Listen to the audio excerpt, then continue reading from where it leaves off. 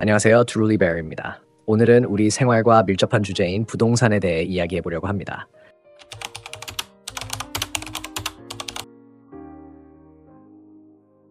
먼저 부동산 시장에 대한 전반적인 이해를 돕기 위한 내용부터 시작해 보겠습니다.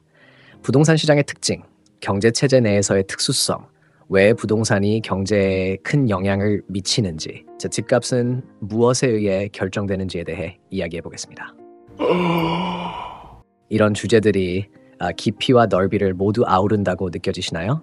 그럼 말이 길어지지 않도록 바로 시작해 보겠습니다. Nice.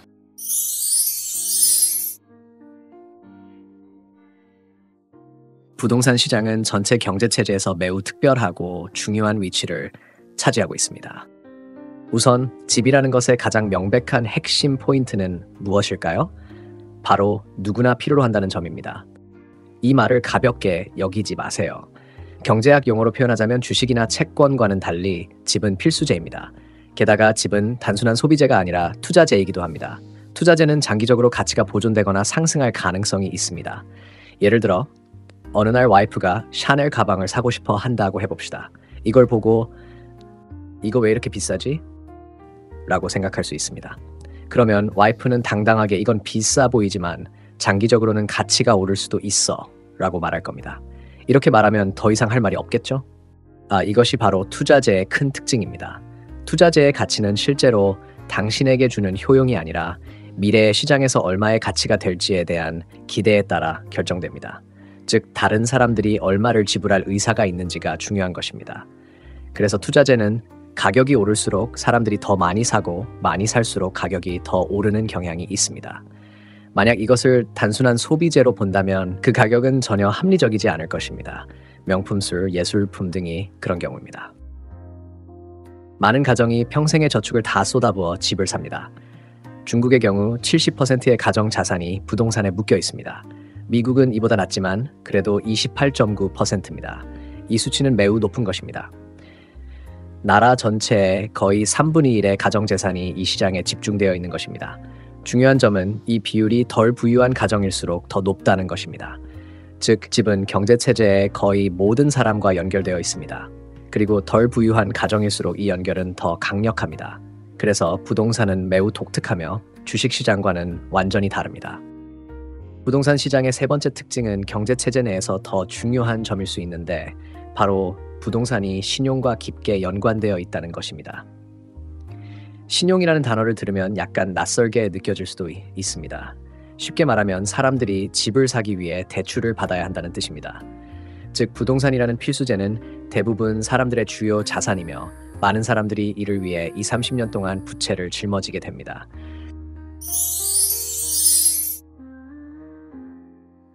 지난 50년 동안 왜 선진국의 주요 도시 집값이 계속 올랐는지, 그것도 임금 상승보다 훨씬 빠르게 올랐는지 궁금하시죠? 사실 이는 신용 확장이 원인입니다. 17개 선진국의 지난 100년간 대출량을 GDP와 비교해보면 1950년에는 15%였던 것이 거의 70%까지 증가했습니다. 우리가 방금 분석한 것처럼 부동산은 신용 대출을 통해 은행 시스템과 연결됩니다. 그리고 대부분 사람들의 주요 자산이 부동산이라는 사실을 알 수 있습니다. 즉, 부동산과 금융 시스템을 통해 대부분의 사람들이 서로 연결되어 있다는 것입니다. 이로 인해 전체 시스템은 매우 흥미로워집니다. 왜냐하면 부동산 담보대출에는 매우 흥미로운 특징이 있기 때문입니다. 한국의 경우 2023년 기준으로 가계부채가 약 1742조 원에 달하며 이는 GDP 대비 108%에 이르는 높은 비율입니다. 이는 부동산 시장이 신용과 깊게 연관되어 있으며 부동산 가격 하락 시 금융 시스템에 큰 충격을 줄 수 있음을 보여줍니다. 비교를 위해 일반적인 금융시장의 대출을 먼저 살펴보겠습니다. 예를 들어 주식을 거래할 때 증권사에서 돈을 빌려 레버리지 투자를 하는 경우를 생각해 봅시다. 본질적으로는 대출을 받아 주식을 사고 산 주식은 증권사에 담보로 맡기는 것입니다. 만약 주가가 하락하면 이 담보물의 가치가 떨어지기 때문에 은행이나 증권사는 즉시 전화하여 추가 담보를 요구합니다. 추가 담보를 내지 못하면 증권사는 즉시 주식을 전부 청산하고 매도해버립니다. 이렇게 되면 은행과 증권사는 중개 역할을 하지만 실질적으로는 거의 위험을 감수하지 않습니다. 이것이 대부분 금융상품 담보의 게임 규칙입니다. 하지만 부동산을 다시 살펴보면 상황이 다릅니다. 대출은 집을 담보로 합니다.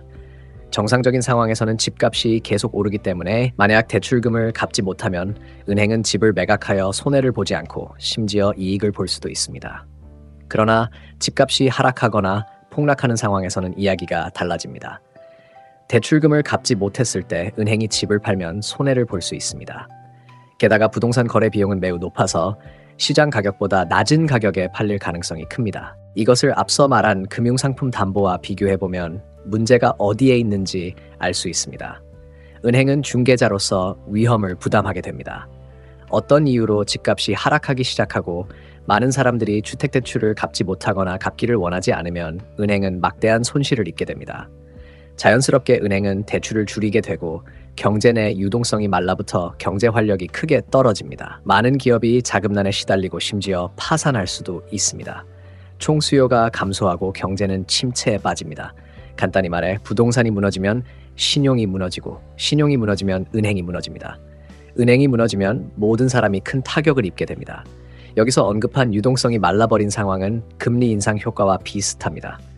이 무서운 연쇄 반응은 전형적인 신용 위기의 예입니다. 부동산 거품은 대개 신용 거품과 밀접하게 관련이 있습니다.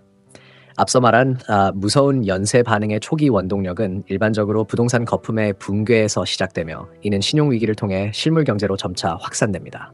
따라서 부동산 거품과 신용 거품의 결합은 국가 경제를 무너뜨리기에 충분합니다. 이것이 바로 부동산 거품의 붕괴가 주식시장 거품의 붕괴보다 훨씬 더 무섭다고 하는 이유입니다. IMF 연구에 따르면 2008년 서브프라임 모기지 위기 동안 전 세계적으로 23개 국가에서 부동산과 신용 거품이 동시에 발생했습니다. 이 중 21개 국가는 이후 심각한 경기 침체에 빠졌습니다.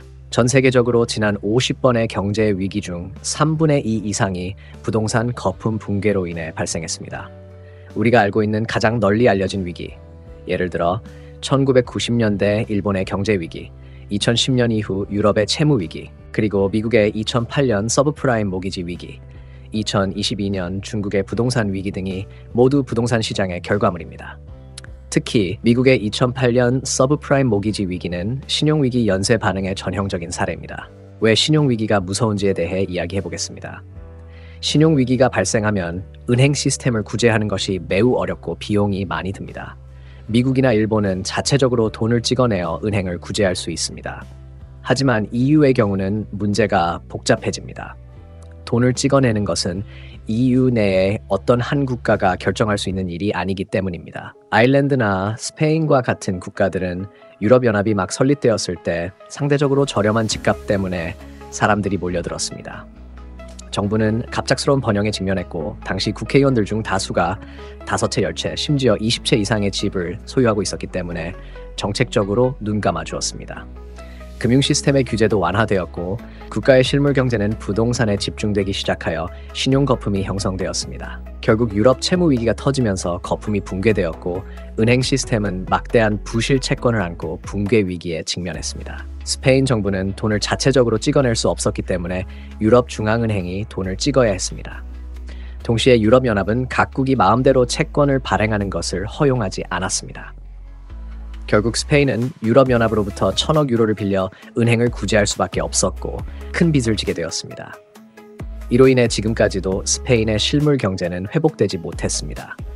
올해는 또 전 세계적인 고물가 상황과 중앙은행의 금리 인상으로 인해 앞으로의 길이 더욱 험난해졌습니다. 이탈리아나 아일랜드 역시 비슷한 상황에 처해 있습니다.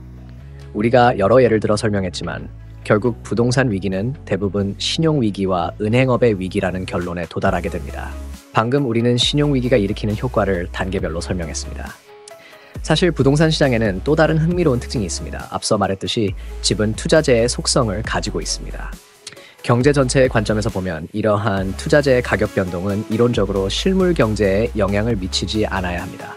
예를 들어 주식시장에서는 주식을 사고 파는 거래가 단순히 돈이 한 사람의 주머니에서 다른 사람의 주머니로 이동하는 것이기 때문에 주가가 오르거나 내리더라도 경제 전체의 생산량이나 돈의 양에는 영향을 미치지 않는 것이 이론상 맞습니다. 하지만 실제로는 주식이 크게 오를 때 사람들의 소비가 증가하는 것을 볼 수 있습니다. 왜 그럴까요? 이는 바로 부의 효과 때문입니다. 부의 효과가 무엇인지 설명해 보겠습니다. 예를 들어 주식을 가지고 있는 사람이 있다고 가정해 봅시다. 오늘 주가가 5% 올랐다고 가정하면 비록 주식을 아직 팔지 않아서 현금화하지 않았더라도 기분이 좋아져서 외식하거나 명품을 사게 됩니다. 즉, 자신의 부가 증가했다는 것을 인지하게 되면 소비도 증가하게 되는 것입니다. 이와 같은 소비 증가 부분은 실제로 증가한 것이며 다른 어떤 것으로 상쇄되지 않습니다. 반대로 자신의 부가 감소했다고 인지하게 되면 소비도 감소하게 됩니다. 이처럼 작은 심리적인 요소들이 경제 전체에 확대되어 깊은 영향을 미칠 수 있습니다. 이는 경제 침체를 일으키는 중요한 원인 중 하나입니다. 부동산 시장에서의 부의 효과는 매우 독특합니다. 집값이 오를 때는 부의 효과가 그렇게 뚜렷하지 않지만 집값이 하락할 때는 매우 뚜렷합니다. 왜 이렇게 비대칭적일까요? 이는 심리학의 영역으로 넘어가는 부분이기도 합니다. 여기서 간단히 살펴보겠습니다. 가장 주요한 이유는 부동산이 필수제이기 때문입니다. 대부분의 사람은 한 채의 집을 가지고 있으며 집값이 내년에 더 오를 것이라는 것을 알더라도 대부분은 집을 팔아 현금화하지 않습니다. 그냥 마음속으로만 만족하며 실제 소비 증가엔 큰 영향을 미치지 않습니다. 반면 아직 집을 사지 않은 사람들이나 앞으로 집을 사려는 사람들은 집값이 계속 오르는 것을 보면 소비를 줄이고 돈을 모으려 합니다. 예를 들어 자전거를 살 돈을 아끼고 대신 라면을 먹으면서 돈을 저축하려고 합니다. 따라서 집값 상승이 소비 증가로 이어지는 부의 효과는 그리 뚜렷하지 않으며 오히려 부정적일 수도 있습니다. 그러나 집값이 하락할 때는 상황이 달라집니다. 예를 들어 작년에 5억 원에 산 집이 올해 3억 원의 가치로 떨어졌다고 가정해 봅시다. 그런데 여전히 4억 원의 대출을 갚아야 한다면 마음속에서 큰 충격을 받게 됩니다. 이 경우 자전거를 사기는커녕 라면을 먹으면서 대출을 갚으려고 할 것입니다. 이처럼 집값 하락은 소비 감소로 이어집니다. 미국의 사례를 보면 2000년 인터넷 버블이 붕괴되었을 때 시가총액이 6조 2천억 달러가 증발했지만 그 이후 2년 동안 미국의 소매 판매 데이터는 거의 영향을 받지 않았습니다. 매년 몇 %씩 꾸준히 성장했습니다.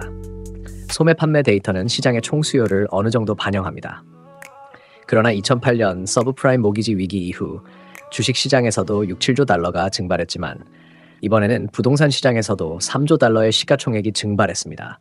이때는 소매 판매가 급감하여 연속적으로 10% 이상의 마이너스 성장을 기록했습니다. 이는 당시 미국 역사상 최대 하락폭이었으며 2020년 팬데믹이 발생했을 때 잠시 더 심각한 하락이 나타났습니다. 이처럼 집값이 폭락할 때 부동산 시장에서 발생하는 부의 효과가 경제 침체의 중요한 요인이 됩니다. 그래서 부동산 시장이 전체 거시 경제에서 매우 중요한 위치를 차지한다고 말하는 것입니다.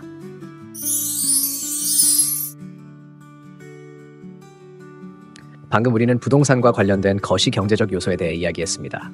이제 여러분이 가장 관심 있어하는 주제로 넘어가 보겠습니다. 바로 집값입니다.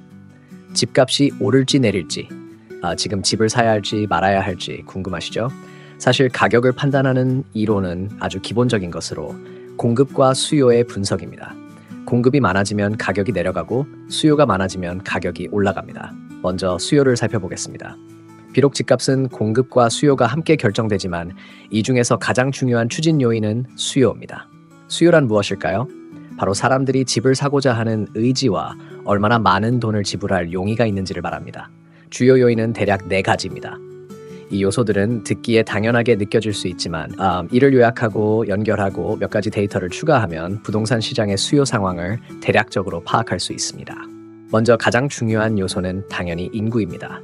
시간을 10년 정도의 규모로 보면 인구는 집값을 고려할 때 가장 중요한 요소가 됩니다. 앞서 말한 것처럼 집은 필수제이고 인구 증가가 수요 증가로 이어지기 때문입니다. 일반적으로 한 국가 내에서 인구는 비교적 고정된 구조를 가지고 있으므로 인구 구조를 보면 앞으로 20-30년 동안 주택을 구매할 가능성이 높은 사람들의 수를 예측할 수 있습니다. 만약 한 국가의 인구 구조가 피라미드 형태라면 젊은 사람이 많다는 의미이므로 매우 강력한 구조입니다. 20년 후에도 집값이 하락하기 어려울 것입니다. 반대로 인구 구조가 항아리형이거나 역삼각형이라면 젊은 사람이 점점 줄어들어 집값이 상당한 압력을 받을 것입니다. 예를 들어 현재 전 세계적으로 인구 고령화가 가장 심각한 일본, 이탈리아, 그리스와 같은 국가들은 지난 20년 동안 집값이 매우 침체되어 있습니다. 도시의 집값을 분석할 때는 인구 구조뿐만 아니라 인구 이동의 변화를 함께 고려해야 합니다. 예를 들어 한국의 출산율은 2023년 기준으로 0.72명으로 세계 최저 수준을 기록하고 있으며 이는 장기적으로 주택 수요의 감소를 의미합니다. 이러한 인구 구조 변화는 특히 지방 도시에서 부동산 가격 하락 압력으로 작용할 수 있습니다. 디트로이트는 2차 세계대전 이후 미국의 미래의 별로 불리며 자동차의 도시로 유명했습니다. 그러나 이후 미국 자동차 산업이 쇠퇴하면서 인구도 급격히 감소하여 절정기에는 약 200만 명에 달했던 인구가 현재는 70만 명도 되지 않습니다. 2022년 기준으로 디트로이트의 주택 중위 가격은 10만 2천 달러였습니다. 이는 한 평방미터당 가격이 아니라 한 채의 가격입니다. 즉, 큰 주택이 10만 2천 달러라는 것입니다. 디트로이트가 속한 미시간주의 중위 가격은 약 20만 달러이며 미국 전체의 중위 가격은 약 40만 달러입니다. 디트로이트가 대도시라는 점을 고려하면 이 가격은 매우 낮습니다. 캐나다와 호주의 집값이 급등한 이유는 무엇일까요? 바로 인구입니다. 이 두 나라의 인구 데이터를 보면 인구 증가의 60% 이상이 이민자 덕분임을 알 수 있습니다. 이민자들은 주택 구매력이 높기 때문에 집값이 계속 상승하는 것입니다. 만약 이 두 나라의 이민 정책에 변화가 생기거나 어떤 요인으로 인해 이민자 수가 줄어들면 장기적으로 집값도 조정될 가능성이 높습니다. 요약하자면 도시의 집값을 분석할 때는 인구 구조와 함께 인구 이동의 변화를 모두 고려해야 합니다. 이는 도시의 경제적 건강 상태와 미래 주택 수요를 예측하는 데 중요한 요소입니다. 우리가 앞서 인구가 집값에 얼마나 중요한 영향을 미치는지 이야기했는데 그럼 전문가들은 보통 어떻게 인구 추세를 예측할까요? 사실 이 방법은 매우 간단합니다. 과거의 인구 유입 및 유출 추세를 살펴보고 이를 바탕으로 가까운 미래의 인구 추세를 예측하는 것입니다. 구체적으로는 일정 기간 동안의 전체 인구, 취업 인구, 고소득층 인구 등을 확인하는 것입니다. 두 번째는 경제 상황입니다. 도시나 국가의 경제가 좋을수록 집값도 상승할 가능성이 큽니다. 예를 들어 그리스나 터키가 유럽에 위치해 있지만 집값이 독일이나 프랑스의 10분의 1 수준으로 매우 저렴한 이유는 경제 상황 때문입니다. 국가나 지역의 경제를 측정할 때 많은 사람들이 GDP를 참고합니다. 그러나 GDP는 전체 경제를 측정하는 지표로 기업의 수익이 큰 부분을 차지합니다. 개인과 더 관련된 경제 상황을 측정하기 위해서는 1인당 소득이나 고용 데이터를 보는 것이 좋습니다. 결국 집을 사는 것은 개인이기 때문에 이 지표들이 집값의 추세와 더 강한 상관관계를 가집니다. 미래의 1인당 소득 변화를 예측하는 방법은 과거의 추세를 보는 것입니다. 많은 투자자들은 중위소득층의 소득 추세나 고용 데이터, 실업률 등을 살펴봅니다. 원리는 비슷합니다. 이 두 가지 예측 방법을 들으면 너무 단순하게 느껴질 수 있습니다. 과거 추세를 연결하고 미래를 예측하는 것처럼 보이기 때문입니다. 실제로도 전문적인 분석에는 한계가 있습니다. 전문 기관들은 더 세부적인 지표를 사용하지만 전반적인 규칙은 비슷합니다. 상황에 따라 구체적인 분석이 필요합니다. 이러한 지표를 볼 때 그 뒤에 숨겨진 원인도 이해해야 합니다. 예를 들어 소득 증가가 지속 가능한지 분석해야 합니다. 특정 산업이나 회사가 이끄는 성장이라면 미래 전망이 좋습니다. 예를 들어 실리콘밸리나 심천 혹은 시애틀처럼 특정 기업이 성장을 주도하는 지역은 장기적인 전망이 밝습니다. 반면 텍사스의 미들랜드처럼 인구가 적은 도시의 경우 일자리 데이터만 보고 투자 결정을 내리기에는 위험합니다. 이 도시의 고용이 증가하는 이유는 주로 주변에서 석유가 발견되기 때문입니다. 석유가 발견되면 일시적으로 고용이 증가하지만 석유가 고갈되면 고용도 급감합니다. 따라서 이러한 일시적인 고용 증가에 기반한 부동산 투자는 현명하지 않습니다. 데이터를 분석할 때는 그 이면의 논리를 이해하는 것이 중요합니다. 경제 상황을 측정할 때 소득을 기준으로 하는 것이 일반적이지만 개방된 도시나 국가에서는 외부 투자도 중요한 역할을 합니다. 넓은 의미에서 경제 상황도 포함됩니다. 국제 대도시들, 예를 들어 홍콩, 뉴욕, 로스앤젤레스의 집값이나 많은 휴양 도시의 집값을 보면 국제 투기 자본이 주요 원동력 중 하나입니다. 앞서 인구 이야기를 할 때 고령화가 심각한 일본, 그리스, 이탈리아의 집값은 좋지 않았다고 했습니다. 그러나 포르투갈의 집값은 2013년 이후 거의 2배로 올랐습니다. 포르투갈의 인구나 경제 상황은 크게 다르지 않은데도 집값이 급등한 이유는 무엇일까요? 이는 국제 투기꾼들 덕분입니다. 포르투갈은 기후가 좋고 경치가 아름다우며 집값이 매우 저렴하여 많은 외부 투자자, 특히 유럽연합, 미국, 아시아의 투자자들이 별장 용도로 큰 주택을 구매하러 옵니다. 이로 인해 집값이 상승한 것입니다. 따라서 투기 자본은 매우 강력한 영향력을 가지며 금융시장이 특히 개방된 지역에서는 주의 깊게 살펴볼 필요가 있습니다. 수요에 영향을 미치는 두 가지 주요 요인은 금리와 정책입니다. 금리가 높으면 대출이 비싸짐으로 수요가 줄어들고 반대로 금리가 낮으면 수요가 증가합니다. 많은 사람들이 금리가 대출에 미치는 영향을 잘 인식하지 못할 수 있는데 이는 채권의 듀레이션 개념과 비슷합니다. 예를 들어 100만 달러를 25년 동안 대출받았다고 가정하고 대출 금리가 1% 하락하면 대략적으로 집값이 10만 달러 정도 저렴해집니다. 이는 금리가 1% 하락하면 집값이 약 10% 할인되는 것과 같습니다. 금리가 2% 하락하면 약 20% 할인되는 것과 비슷합니다. 이는 대출 금리와 기간에 따라 다르므로 구체적인 계산이 필요합니다. 마지막 요인은 정책입니다. 여기에는 주택 구매 혜택, 구매 제한, 세금 등이 포함됩니다. 예를 들어 일부 국내 도시에서는 두 번째 주택 구매에 제한을 두거나 대출 정책을 강화하여 수요를 줄이는 정책을 시행하고 있습니다. 매우 전형적인 예로 전 세계에서 집값이 가장 높은 도시나 지역이 어디인지 아시나요? 서울, 북경, 상해, 광주, 심천이 아니며 뉴욕, 로스앤젤레스도 아니고 홍콩이나 싱가포르도 아닙니다. 바로 모나코입니다. 모나코는 프랑스 남쪽에 위치한 작은 나라로 전체 면적이 2평방킬로미터에 불과합니다. 일반적인 대학 캠퍼스보다도 작은 이 지역의 평균 집값이 평방미터당 5만 달러에 달합니다. 인구 밀도가 매우 높아 각종 스타, 부호, 명품 자동차, 요트 등으로 가득 차 있습니다. 베이징이 같은 인구 밀도를 가진다면 베이징의 인구는 3억 3천만 명에 이를 것입니다. 그렇다면 왜 부자들이 모나코로 몰리는 걸까요? 그것은 바로 정책 때문입니다. 모나코에서는 소득세를 부과하지 않습니다. 즉, 돈을 벌어도 세금을 내지 않으며 기후도 좋고 유럽의 중심에 위치해 있어 자연스럽게 부자들의 사랑을 받게 됩니다. 따라서 앞서 말한 네 가지 요소, 인구, 경제, 금리, 정책 중에서 첫 두 가지는 시장 관련 요소이고 나머지 두 가지는 행정 관련 요소입니다. 행정 요소는 단기적으로 즉각적인 효과를 나타내며 시장 요소는 장기적으로 결정적인 역할을 합니다. 이 네 가지 요소를 종합적으로 고려하면 부동산 시장 수요 분석의 대략적인 틀이 잡힙니다. 인구가 안정적으로 증가하고 소득이 꾸준히 상승하며 금리가 하락 추세에 있고 정책이 특별히 불리하지 않은 지역이라면 집값은 지속적으로 상승할 가능성이 높습니다. 이러한 조건을 갖춘 지역은 많은 부동산 투자 기관들이 선호하는 곳이기도 합니다. 하지만 여기서 주의해야 할 점이 있습니다. 앞서 언급한 부동산 거품과 신용 거품도 사실 이 네 가지 조건을 모두 충족합니다. 신용 거품은 일반적으로 저금리의 완화된 환경에서 발생하는 경제 과열 현상입니다. 또한 전문 부동산 투자자들의 분석도 이 네 가지 요소를 기반으로 하여 거품을 부추기는 결과를 낳을 수 있습니다. 따라서 이러한 지표들에 무작정 따라가는 것은 위험할 수 있습니다. 이제 수요에 대해 이야기했으니 공급 측면을 살펴보겠습니다. 공급이란 무엇일까요? 이는 시장에 새로 추가되는 주택을 의미합니다. 일반적으로 인구가 증가하고 경제가 발달한 지역에서는 토지가 제한적이므로 주택 공급의 변동이 크지 않습니다. 또한 주택 공급의 탄력성은 비교적 낮습니다. 노동력의 제한을 받기 때문에 수요가 급증할 때 갑자기 많은 주택을 지을 수는 없습니다.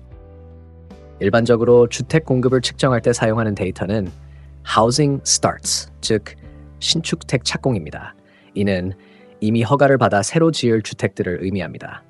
여기에 미국 Housing Starts 데이터가 있습니다. 그리고 여기에 미국의 집값 데이터가 있습니다. 이론적으로 공급이 증가하면 집값은 하락해야 합니다. 하지만 이 두 그래프를 보면 비록 약간의 관계는 있지만 오히려 정적의 상관관계가 있는 것처럼 보입니다. 이는 공급이 중요하지 않다는 것이 아니라 첫째로 주기가 길고 둘째로 탄력성이 부족하기 때문입니다. 그래서 공급의 영향력은 수요 측면보다 일반적으로 낮습니다. 하지만 지대가 넓고 인구가 적은 지역으로 가면 이야기가 달라집니다. 예를 들어 핀란드 정부의 부동산 보고서를 보면 그들의 부동산 시장을 결정하는 가장 중요한 요인이 주택 공급이라는 것을 발견했습니다. 따라서 지역마다 다를 수 있습니다.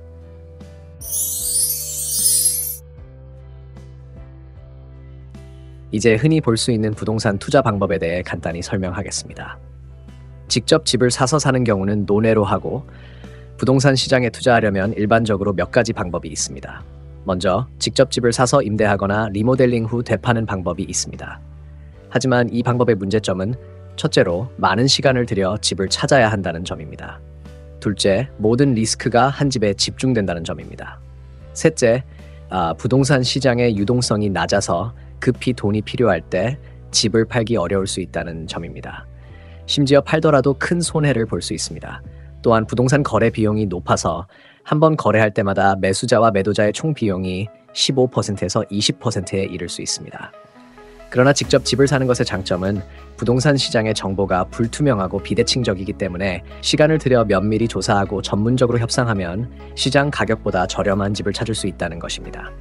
종합적으로 첫째로 많은 시간과 노력이 필요하고 둘째로 어느 정도의 전문성이 요구되기 때문에 대부분의 사람들은 아래의 간접적인 투자 방법을 선택합니다. 먼저 REIT, Real Estate Investment Trust, 부동산 투자 신탁입니다. REIT는 일반적으로 두 가지 유형으로 나눕니다. 하나는 지분형이고 다른 하나는 모기지형입니다. 이 두 가지는 완전히 다릅니다. 우리가 평소에 많이 들어본 것은 지분형, 즉 Equity REIT입니다. 전문 투자자들이 금융시장에서 자금을 모아 주택, 상업용 건물, 호텔 등을 구매하여 임대합니다. 이렇게 하면 매달 안정적인 현금 흐름, 즉 임대 수입을 얻을 수 있고 이를 배당금 형태로 투자자에게 지급합니다. 투자자는 마치 펀드를 구매하듯 시장에서 REIT를 구매하고 매달 안정적인 현금 흐름을 받습니다. REIT의 장점과 단점은 직접 집을 사는 것과 완전히 반대입니다.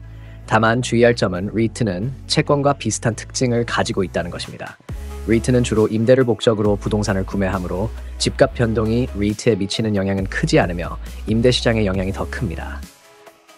REIT의 다른 형태는 모기지형 D입니다. 이는 자금을 모아 부동산을 구매하지 않고 대출을 제공합니다.